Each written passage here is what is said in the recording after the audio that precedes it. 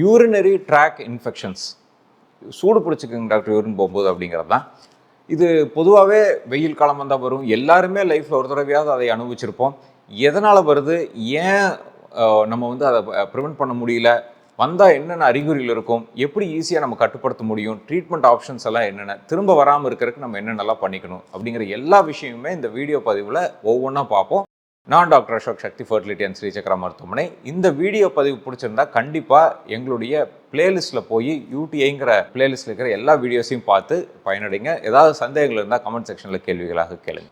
Urinary tract infection அப்படின்னா என்ன doctor அப்படின்னா, யூரினரி ட்ராக் அப்படின்னா என்னன்னு பார்த்துக்கணும். ஃபர்ஸ்ட் வந்து கிட்னிஸ் இருக்கும். கிட்னிலேருந்து சிறுநீரக குழாய்கள் வழியாக, யூரிட்டருங்கிற குழாய்கள் வழியாக சிறுநீரக பைக்கு வந்து யூரின் வரும். சிறுநீரக பையில் கொஞ்சம் நேரம் சேர்ந்துருந்து யூரித்ரா அப்படின்னு சொல்லி சிறுநீரக குழாய் வழியாக சிறுநீர் வெளியே வரும்.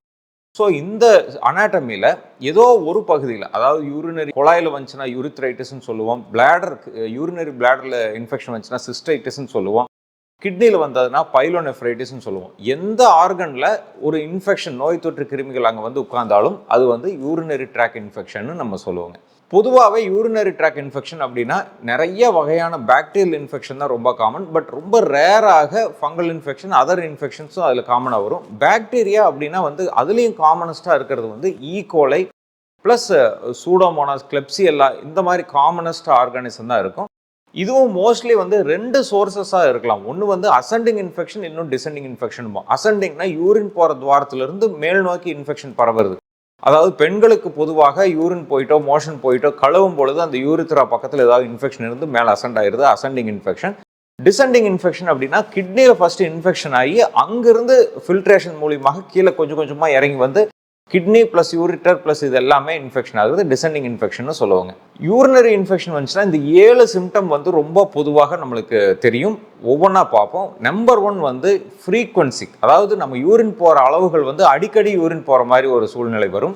இரண்டாவது அர்ஜென்சி, அதாவது யூரின் வந்துச்சுன்னா ரொம்ப நேரம் அடக்கி வைக்க முடியாமல் குவிக்காகவே போய் யூரின் போயிட்டு இருக்கிற வேண்டிய சூழ்நிலை. மூன்றாவது வந்து எரிச்சல், யூரின் போகும்போதும் சரி போய் முடிஞ்ச ஒரு 15-20 மினிட்ஸுக்கு யூரின் போகிற துவாரம் வந்து ரொம்ப கடுகடுப்பாக எரிச்சல் ஆகும். நான்காவது சிம்டம் வந்து க்ளவுடி யூரினாக போகலாம், அதாவது ஒரு மங்கலான ஒரு கலரில், ஒரு தயிர் கலந்த மாதிரி ஒரு பழுப்பு நிற கலரில் யூரின் போகலாம். ஐந்தாவது சிம்டம் வந்து ரெட் கலரில் யூரின் போகலாம், அதாவது பிளட்டு கலந்த மாதிரி ஒரு ரெட்டிஷ் ஆரஞ்சாக போகலாம், டார்க் யூரின் திக்காக போகலாம், இந்த மாதிரியான ஒரு சூழ்நிலைகள் ஆகலாம். ஆறாவது சிம்டம் வந்து இந்த யூரின் வந்து ரொம்ப துர்நாற்றம் அடிக்கும், ஃபவுல் ஸ்மெல்லிங் யூரினாக இருக்கும்.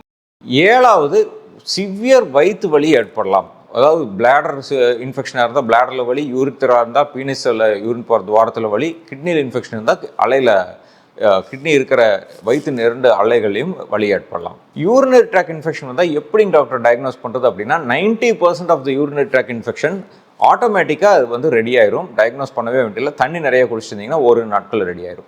இன்கேஸ் சிம்டம் வந்து ரெகுலராகவே இருந்துட்டு இருந்ததுன்னா அதுக்கு வந்து யூரினரி ரொட்டீன் டெஸ்ட்னு சொல்லி யூரின் பரிசோதனை பண்ணி பார்க்கணும்.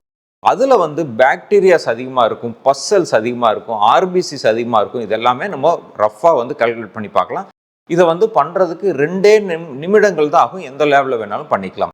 இதுலேயும் ஏதாவது ரெசிஸ்டன்ஸாக இருந்தது, கிளியர் ஆகலாம் அப்படின்னா யூரினரி கல்ச்சர் டெஸ்ட் பண்ணுறது நல்லது. கல்ச்சர் அப்படின்னா என்னென்னா, யூரின் எடுத்து ஆய்வகத்தில் க்ரோ பண்ணி பார்க்குறது. அதில் என்ன வகையான நோய் தொற்று கிருமிகள் பாக்டீரியா இருக்குங்கிறத க்ரோ பண்ணி அந்த பாக்டீரியாவுக்கு எந்த வகையான ஆன்டிபயோட்டிக் வந்து கொடுத்தோம்னா உண்மையிலேயே சென்சிட்டிவாக இருக்கும் அப்படிங்கிறதையும் ஒரு பெரிய லிஸ்ட் அவுட் பண்ணி கரெக்டான ஸ்பெசிஃபிக்கான ஆன்டிபயோட்டிக் கொடுக்கறது மிக நல்லது. இது மட்டும் இல்லாமல் supportive test like ultrasound abdomen பார்த்துக்கிறது நல்லதாக இருக்கும். வேறு ரீசன்ஸ் ஃபார் இன்ஃபெக்ஷன் இருக்கா இல்லையாங்கிறது. ப்ளஸ் சிடி அப்டமனும் பார்க்கலாம். கிட்னியில் ஏதாவது ப்ராப்ளம் இருக்கா, இன்ஃபெக்ஷன் இருக்கா, பிடிச்சிருக்கா, இது எல்லாமே அதில் பார்த்து தெரிஞ்சுக்கலாம். திரும்ப திரும்ப வந்துட்டு இருக்கிறவங்களுக்கு சிஸ்டோஸ்கோபி அப்படிங்கிற ஒரு பரிசோதனையும் நம்ம வந்து பண்ணி பார்த்து பிளாடருக்குள்ளார ரொம்ப நாள் இன்ஃபெக்ஷன் இருக்கிறதுக்கு என்ன காரணம் அப்படிங்கிறதையும் பார்த்து தெரிஞ்சுக்கலாம். யூரினரி ட்ராக் இன்ஃபெக்ஷன் வந்ததுன்னா எப்படி வந்து கிளியர் பண்ணிக்கிறது அப்படின்னா 3 முக்கியமான விஷயம். நம்பர் 1 வந்து தண்ணி குடிச்சுக்கிட்டே இருந்தால் யூரின் ஃபில்டர் ஆகி வந்துகிட்டே இருக்கும். எந்த வகையான இன்ஃபெக்ஷனாக இருந்தாலும் வாஷ் அவுட் ஆயிரும். Minimum 3 to 4 litres of water வந்து குடிச்சிட்டே இருக்கணும். எவ்ரி 2 hours ஒன்ஸ் நல்ல யூரின் பாஸ் ஆகிற அளவுக்கு இருக்கணும். யூரினை தேக்கி வைக்காம ஃப்ரீக்வெண்ட்டாக யூரின் போயிட்டே இருக்கிறது நல்லது. இரண்டாவது வந்து கிரான்பெரி ஜூஸ். இந்த ஜூஸில் வந்து யூரினை வந்து ஃபில்ட்ரேஷன் ஆகி அந்த அல்கலைனிட்டி அசிடிட்டி எல்லாம் ஆப்டிமைஸ் பண்ணி நிறைய வர்றதுனால இது வந்து ரொம்ப யூஸ்ஃபுல்லாக இருக்குது. நம்ம ஊரில் கிரான்பெரி ஜூஸ் கிடைக்கலினாலும் நிறைய மெடிக்கல் ஷாப்பில் கிரான்பெரி எக்ஸ்ட்ராக்ட்ஸ் வந்து நிறைய இந்த யூரினரி ட்ராக் இன்ஃபெக்ஷனுக்காகவே வடிவமைக்கப்பட்டிருக்கு. அதை வாங்கி பயன்படுத்தலாம். மூன்றாவது, ஒரு நல்ல டாக்டர் கன்சல்ட் பண்ணி அதுக்குண்டான ஆன்டிபயோட்டிக்ஸ் எடுத்துக்கிட்டோம்னா கம்ப்ளீட்டாக கிளியர் ஆயிரும். யூரினரி ட்ராக் இன்ஃபெக்ஷன் யாராருக்கெல்லாம் ரொம்ப காமனாக வரும் அப்படின்னா, ரொம்ப காமனாக வர்றது வந்து டயபெட்டிக் பேஷண்ட்ஸ்க்கு இது வந்து ரொம்ப அதிகமாக வரும். என்ன ரீசன்னா, யூரினில் வந்து சுகர் அதிகமாக ஃபில்டர் ஆகி போயிட்டு இருக்கிறதுனால அந்த இடத்துல வெடிப்புகள் வரும், இன்ஃபெக்ஷன் ஆகும், அது அப்படியே அசெண்டிங் இன்ஃபெக்ஷனாக மாறிடும். அடுத்தது, நம்ம ஃபைமோசிஸ் இருக்கிறவங்க, முன்தோல் சுருக்கம் இருக்கிறவங்க கம்ப்ளீட்டாக அந்த தோலை வந்து பின்னாடி இழுத்து கம்ப்ளீட்டாக வாஷ் பண்ண முடியாத ஒரு சூழ்நிலை இருந்ததுன்னா அந்த இடத்துல ஒரு அழுக்கு படிஞ்சு ஸ்மெக்மாவோட சேர்ந்து படிஞ்சு அதில் ரிப்பீட்டட் இன்ஃபெக்ஷன் ஆகிட்டு இருக்கலாம். மூன்றாவது காரணம், நம்மளுடைய செக்ஷுவல் ஆக்டிவிட்டியில் ரொம்ப ஹைஜீனிக்கான ப்ராக்டிஸ் பண்ணாதவங்களுக்கு வரும். மல்டிபிள் பார்ட்னர்ஸ் இருக்கிறவங்களுக்கு வரும். செக்ஷுவலி டிரான்ஸ்மிட்டட் டிசீசஸ் ஆல பாதிச்சவங்களுக்கு யூரினரி ட்ராக் இன்ஃபெக்ஷன் அடிக்கடி வரலாம். அடுத்த ரீசன் பார்த்தீங்கன்னா, மெயினாக வந்து புவர் ஹைஜீன் மெயின்டைன் பண்ணுறவங்க, அதாவது குளிக்கும் பொழுது கம்பல்சரி சோப் போட்டு எல்லாருமே அவங்களுடைய ப்ரைவேட் பார்ட்ஸை வாஷ் பண்ணுறது மிக மிக முக்கியம். இது எவ்ரிடே இதாக நம்ம எடுத்துக்கொள்ள வேண்டும். அடுத்தது, ஏதாவது கற்கள் அடைஞ்சிருந்தது அப்படின்னாலும் அந்த கல்லோட நைடஸ்ன்னு சொல்லுவோம், அந்த கல்லில் இருக்கிற அடைப்புனால யூரின் தேங்கி இருந்து மறுபடியும் இன்ஃபெக்ஷன் ஏற்படலாம்.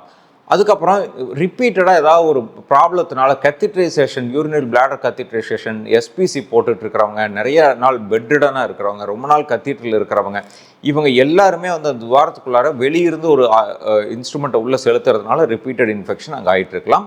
அதே மாதிரி இம்யூனோ காம்ப்ரமைஸ் ஸ்டேட், ஏதாவது கிரானிக் கிட்னி டிசீஸ் இருக்கிறவங்க, ஹெச்ஐவி, இந்த மாதிரி ஒரு இம்யூனிட்டி வந்து ரொம்ப கம்மியாக இருக்கிறவங்களுக்கும் யூரினரி ட்ராக் இன்ஃபெக்ஷன் ரொம்ப அடிக்கடி வர்றதுக்கு வாய்ப்பு இருக்குங்க.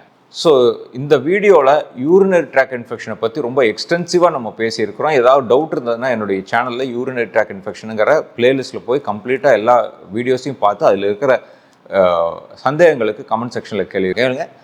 ஆரோக்கியமான வாழ்க்கை வாழ அன்பு வாழ்த்துக்களுடன் டாக்டர் அசோக். நன்றி, வணக்கம்.